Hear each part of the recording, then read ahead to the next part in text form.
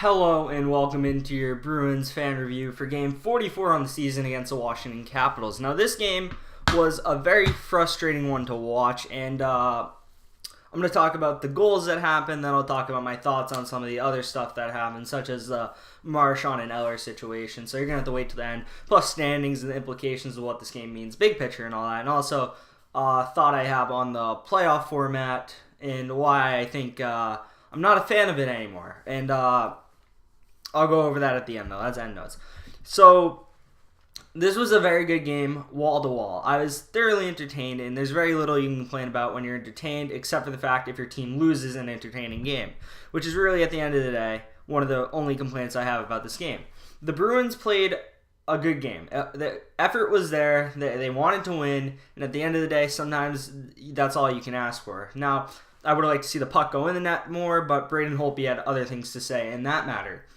So, first goal scored was 6:38 into the first period, and this is a Jacob Vrana goal. And this is an unfortunate one, but also kind of a risky one by the Caps here. It's unfortunate for the Bruins. It was risky for the Capitals. It's risky because Jacob Vrana was hanging beyond the Bruins' defense, like in between the red line and the blue line that enters the zone where Halak is. And he's by himself because he's hanging. That's what hanging is. And Bergeron gets the puck on the boards. He passes it to Marchand. It's kind of a handcuff pass. I don't think Bergeron should have passed this to Marchand. I think it's why it's a turnover, because Marchand didn't have any time to receive it and make a move. He basically got the puck and lost it immediately because his two Caps were right on him. Not a great pass by Bergeron there. The turnover by Marchand to Oshie. Oshie sees Jacob Vrana hanging, passes it to Jacob Vrana. Vrana's in with a breakaway because the defense does not realize that he's hanging, which, it's kind of like a lucky thing for the Caps. He's hanging's risky because you have less people defending in your own zone, but you have a chance at a goal if you can get that lucky turnover,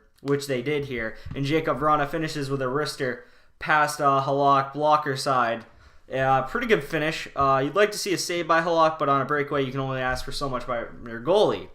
So the Caps are going to the intermission up 1-0, even though the Bruins are out shooting them. I think at that point it was like 16-5. The Bruins had 2 power plays, and they were just possessing and controlling the game completely.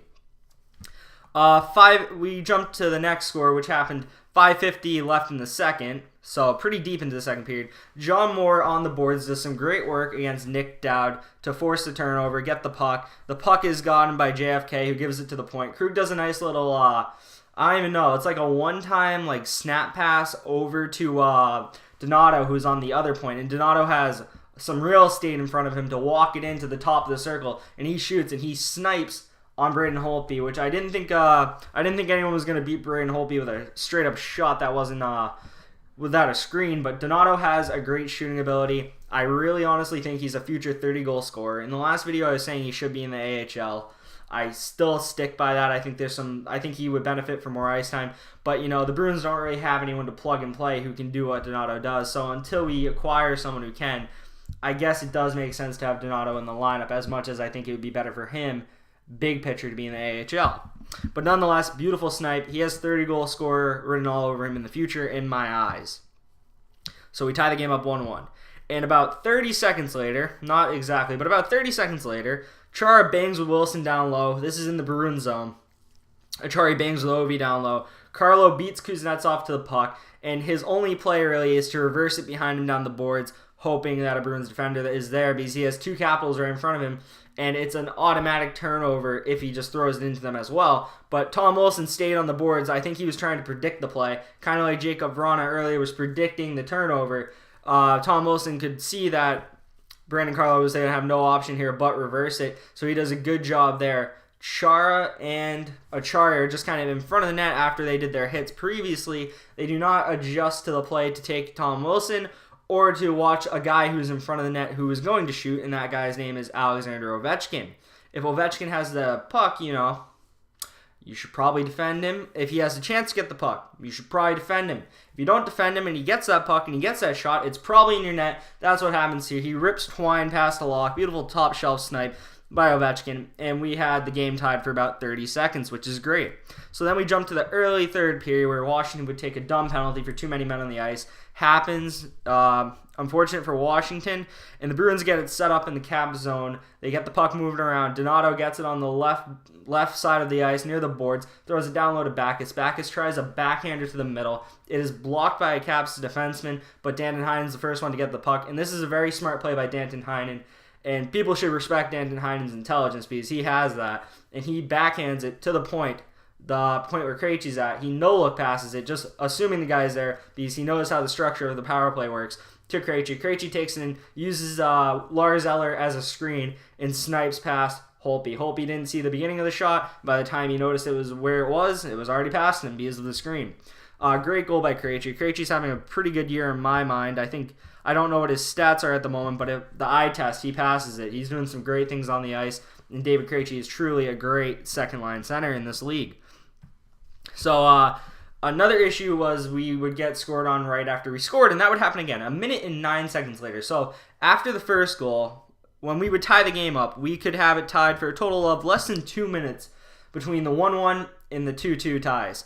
1 minute and 9 seconds later, Backstrom gets the puck, takes it into the zone, takes on Kevin Miller, is just right in front of Miller. He has no options. He doesn't want to take on Miller's physicality.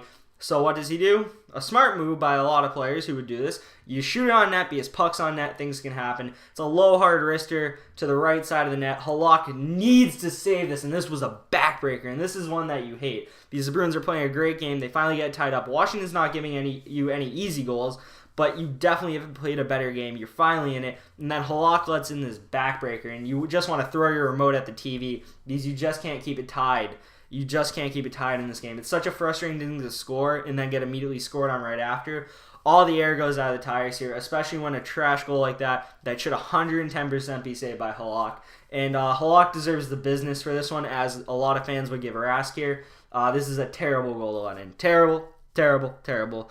The Bruins would not get anything else to go in this game. Ovechkin would eventually get his second of the game as an empty netter, moving his goal total to 32. He's on pace for like $7 billion this year, it feels like.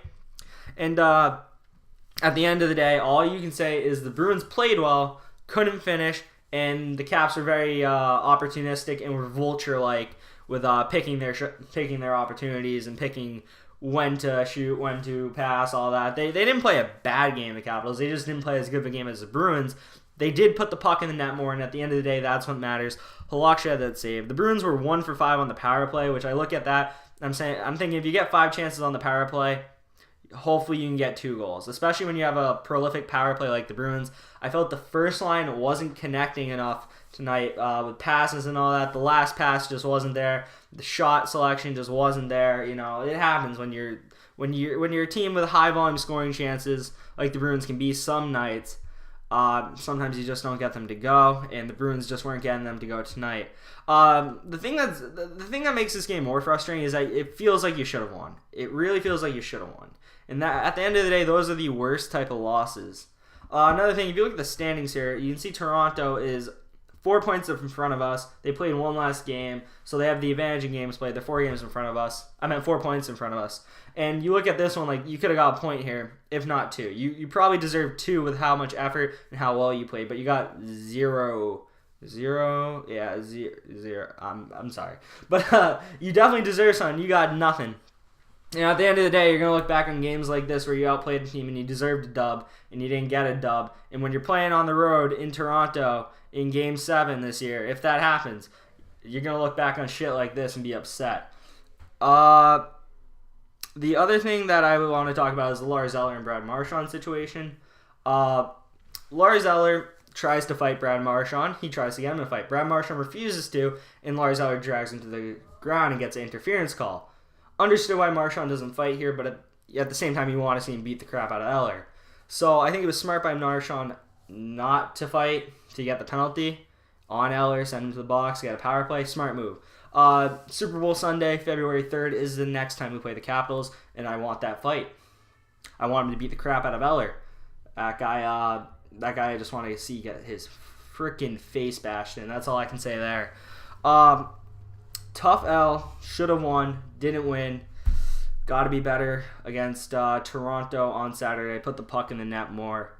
That's all I have for you in this video. If you liked the video, hit that thumbs up button down below. Hit the subscribe button to support my channel, and leave a comment down below.